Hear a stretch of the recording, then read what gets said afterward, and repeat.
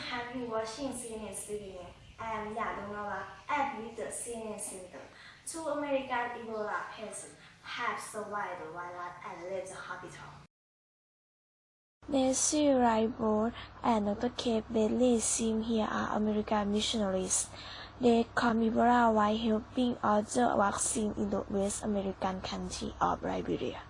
They were evacuated this month and treated at Emory University Hospital in Athens, Georgia. There is no cure for Ebola. The vast majority of those who get it die if they are not treated.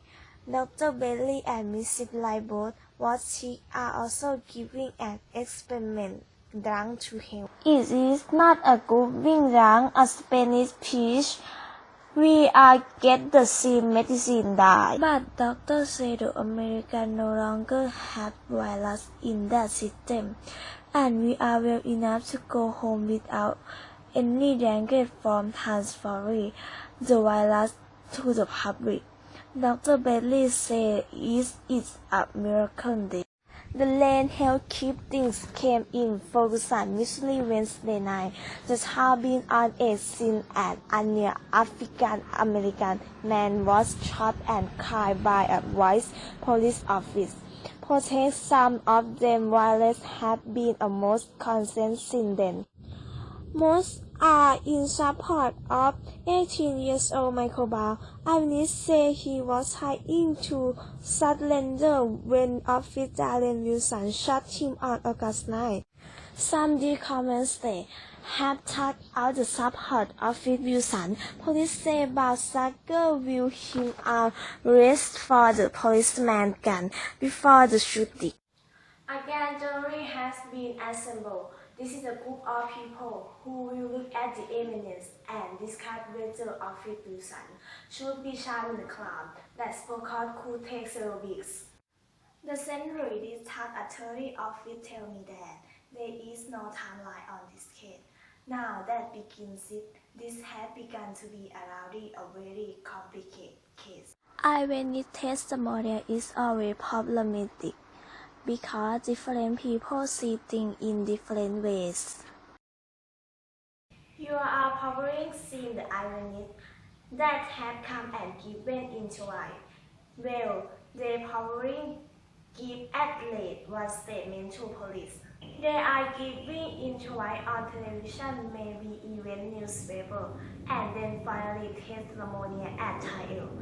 If there is a trial, different time can produce different variations of events, and that led to inconsistent, which does not help the prosecution.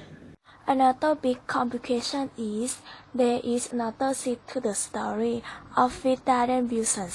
Now we have heard from a friend of his who record the story in a way different way from eyewitness, and that can be a major complication to what is the truth.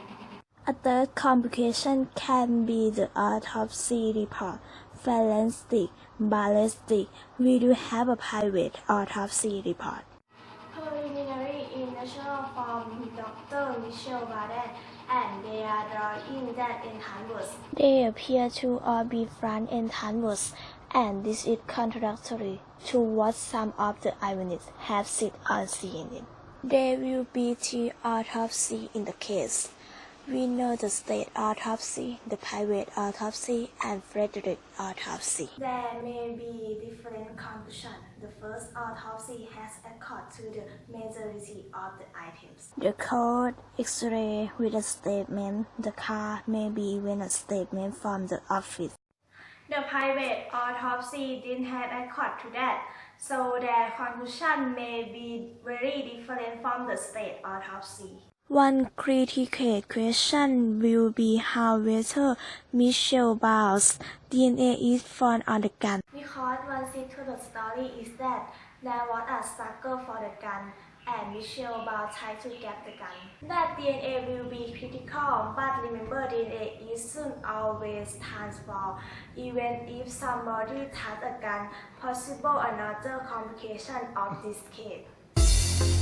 So we've got this segment called Roll Call. It's a chance to have your school announced on CNN Student News. There's now only one way to submit a request, and you need to be at least 13 years old.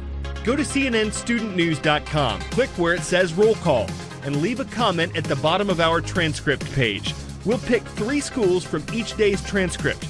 You can make one request every day, but spamming will not help you. Please tell us your school name, city, state, and mascot. Good luck. Time for the shout out. Where would you find Nelson's column, the Cenotaph, and the Duke of York's column? You know how this works. If you think you know the answer, just shout it out.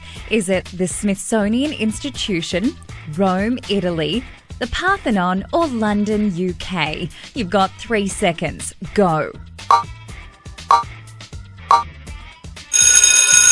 These are all landmarks, and you can see them all in London. That's your answer, and that's your shout-out. Some of them have been standing around for a long time, hundreds of years in some cases. So to breathe new life in the old monuments, a public events company recruited writers, stage and screen actors, and gave dozens of London landmarks a voice.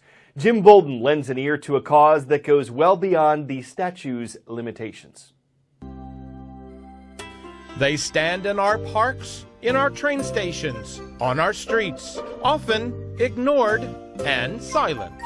If you've ever walked along the Thames here on Blackfriars Bridge, you might have walked right past Queen Victoria. But now you can tap, type, or scan and get a phone call from Queen Victoria. Hello, Victoria here. Queen of England for 63 years, 7 months and 2 days. But who's counting? Read by actors, 33 statues across London and Manchester now have a voice. I think that in a world where we feel increasingly separate from our public spaces, how can we make people feel a sense of belonging and a sense of ownership and a sense of fun?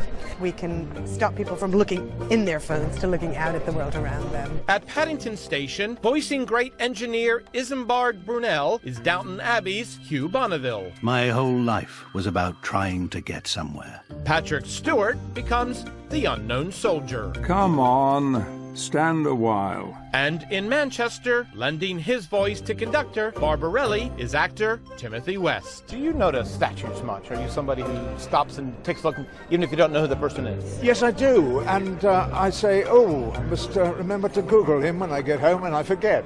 So that's what's good about this. You just get a thumbnail sketch of somebody that you can listen to. As these statues make their voices heard in the UK, there are plans to expand this to American and other European cities. So you never know who you might get a call from next.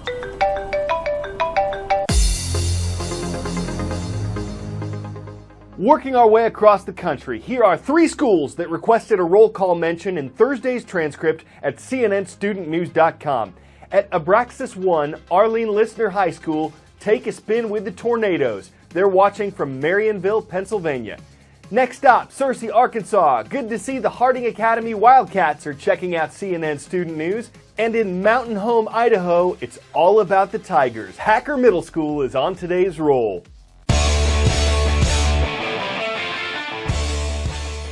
Now, if I were to tell you that our last segment was truck versus tortoise, you'd probably think it wouldn't end well under the shell. But nothing to fear here. The truck may be a little faster, but the tortoise is bigger in this story.